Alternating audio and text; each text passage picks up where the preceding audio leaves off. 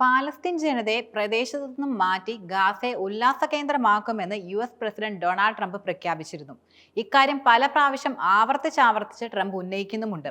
ഇതിനായി ചില നീക്കങ്ങളും ട്രംപ് കാര്യമായി തന്നെ നടത്തുന്നുണ്ടെന്നാണ് പുറത്തുവരുന്ന റിപ്പോർട്ടുകളെല്ലാം സൂചിപ്പിക്കുന്നത്.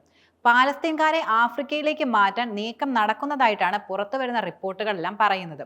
ആഫ്രിക്കൻ രാജ്യങ്ങളായ സൊമാലിലാൻഡ്, സുഡാൻ എന്നിവിടങ്ങളിൽ പാലസ്തീൻകാരെ പുനരധിവസിപ്പിക്കാൻ USഉം ഇസ്രയേലും ഈ രാജ്യങ്ങളുമായി ചർച്ച നടത്തിയെന്നാണ് റിപ്പോർട്ടുകൾ സൂചിപ്പിക്കുന്നത്. USന്റെ നിർദ്ദേശം തള്ളിയതായി സുഡാൻ, സൊമാലിലാൻഡ് അധികൃതർ വ്യക്തമാക്കിയെന്ന് വാർത്താ ഏജൻസികൾ റിപ്പോർട്ട് ചെയ്യുന്നുണ്ട്. ചർച്ച നടന്നതായി സൊമാലിയ സ്ഥിരീകരണം നടത്തിയിട്ടുമില്ല. റിപ്പോർട്ടിനോട് ഇസ്രയേലും USഉം നിലവിൽ യാതൊരു പ്രതികരണം നടത്തുകയും ചെയ്തിട്ടില്ല. സൊമാലിയയിൽ നിന്നും വിഘടിച്ചു പോയ പ്രദേശമാണ് സൊമാലിലാൻഡ് എന്നത്. ദീർഘകാലമായ ആഭ്യന്തര യുദ്ധത്തിൽ തകർന്ന തരിപ്പണമായ സുഡാനിൽ ആഭ്യന്തര അഭയാർത്ഥികൾ 1.2 കോടിയോളമാണ് വരുന്നത്. പാലസ്തീൻകാരെ കുടിയൊഴിപ്പിച്ച ശേഷം ഗാസ ഏറ്റെടുത്ത് കടലോര ഉല്ലാസ കേന്ദ്രമാക്കുവാനാണ് US പ്രസിഡന്റ് ഡൊണാൾഡ് ട്രംപ് കൈക്കൊള്ളുന്ന പ്രധാനപ്പെട്ട പദ്ധതി. ഈ മാസം ആദ്യം നടന്ന അറബ് ഉച്ചകോടി പാലസ്തീൻകാരെ കുടിയൊഴിപ്പിക്കാതെയുള്ള ഗാസ പുനരധിവാസ പദ്ധതിക്ക് അംഗീകാരം നൽകുകയുണ്ടായി. അതേസമയം തന്നെ സ്വന്തം മണ്ണ് വിട്ട് എങ്ങോട്ടും പോകില്ലെന്ന് പാലസ്തീൻ സംഘടനകൾ വ്യക്തമാക്കുകയും ചെയ്തിട്ടുണ്ട്. നേരത്തെ പാലസ്തീൻകാരെ ജോർദാനിലേക്കും ഈജിപ്തിലേക്കും മാറ്റി പാർപ്പിക്കാൻ USഉം ഇസ്രയേലും ചേർന്ന് പദ്ധതി തയ്യാറാക്കിയ തരത്തിലും റിപ്പോർട്ടുകൾ വന്നിരുന്നു.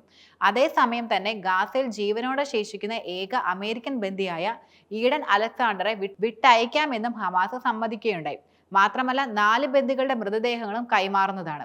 US പ്രതിനിധി ആദം ബൊലാറുമായി ഹമാസ് നേതാക്കൾ നടത്തിയ ചർച്ചയിലായിരുന്നു ഈ സുപ്രധാന തീരുമാനം കൈക്കൊണ്ടിരുന്നത്.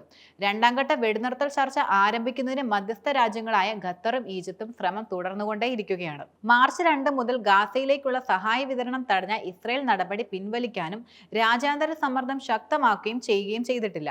അതിനിടെ ഗാസ സിറ്റിയിൽ ഇസ്രയേൽ നടത്തിയ ആക്രമണത്തിൽ 2 കുട്ടികളായിരുന്നു കൊല്ലപ്പെട്ടിരുന്നത്. ഗാസയിലേക്ക് സഹായ വസ്തുക്കളുമായി വരുന്ന മുഴുവൻ ട്രക്കുകളും ഈജിപ്ത് അതിർത്തിയിൽ തടഞ്ഞുള്ള ഇസ്രയേൽ ഉപരോധം 2 ആഴ്ച പിന്നിടുകയാണ്. ഈ ഉപരോധം ഗാസ നിവാസികളെ കടുത്ത പ്രതിസന്ധിയിലാണ് യഥാർത്ഥത്തിൽ ആക്കിയിരിക്കുന്നത്. ട്രക്കുകളുടെ നീണ്ട നിരയാണ് ശരിക്കും അതിർത്തിയിൽ കാത്തുകിടക്കുന്നത്. റഫ, കരീം, അബു സലീം അതിർത്തികളിലൂടെ എത്തിയിരുന്ന സഹായ വസ്തുക്കളാണ് ഗാസക്കാർ അതിജീവനത്തിന് കൂടുതലും ഉപയോഗിച്ചിരുന്നത്. ഇത് അടച്ചതോടെ ഭക്ഷണം, മരുന്ന്, വെള്ളം എന്നിവയ്ക്ക് വലിയ തോതിൽ ക്ഷാമമുണ്ടായിരുന്നു. 80% പേർ ഭക്ഷണത്തിനും 90% പേർ വെള്ളത്തിനുമായി ക്ഷാമം നേരിട്ടുകൊണ്ടിരിക്കുകയാണ്. കരുതൽ ശേഖരം ഉപയോഗിച്ച് പരിമിത തോതിൽ പ്രവർത്തിക്കുന്ന പൊതുഭക്ഷണ വിതരണ കേന്ദ്രം ദിവസങ്ങൾക്കകം പൂട്ടേണ്ടി വരികയും ചെയ്യും. ഗാസയ്ക്കുള്ള സഹായം തടയുകയാണെങ്കിൽ ഇസ്രായേൽ കപ്പലുകൾക്ക് നേരെ ആക്രമണം നടത്തുമെന്ന് യമനിലെ ഹൂതികൾ മുന്നറിയിപ്പ് നൽകിയും രംഗത്ത് വന്നിരുന്നു. അതേസമയം തന്നെ ഗാസയിലെ ബൈത്ത് ലാഹിയിൽ 2 കുട്ടികൾ ആക്രമണത്തിലൂടെ കൊല്ലപ്പെടുകയും ചെയ്യുകയുണ്ടായി. അഭയാർത്ഥിത്വം, സൈനിക നീക്കം, മറ്റ് നിയന്ത്രണങ്ങൾ എന്നിവ കാരണം അധിനിവേശ വെസ്റ്റ് ബാങ്കിലും പട്ടിണി കൂടുകയാണ്. ഇസ്രയേലി അനധികൃത കുടിയേറ്റക്കാർ ഒരു പാലസ്തീൻ ഗ്രാമത്തിൽ കൂടി ആക്രമണം നടത്തുകയും വീടുകൾ കത്തിക്കുകയും ചെയ്തിരുന്നു. നബ്ലൂസിലെ ഗിർബത്ത് അൽ മറാജിം ഗ്രാമത്തിലാണ് അതിക്രമം കൂടുതലും നടത്തിയത്.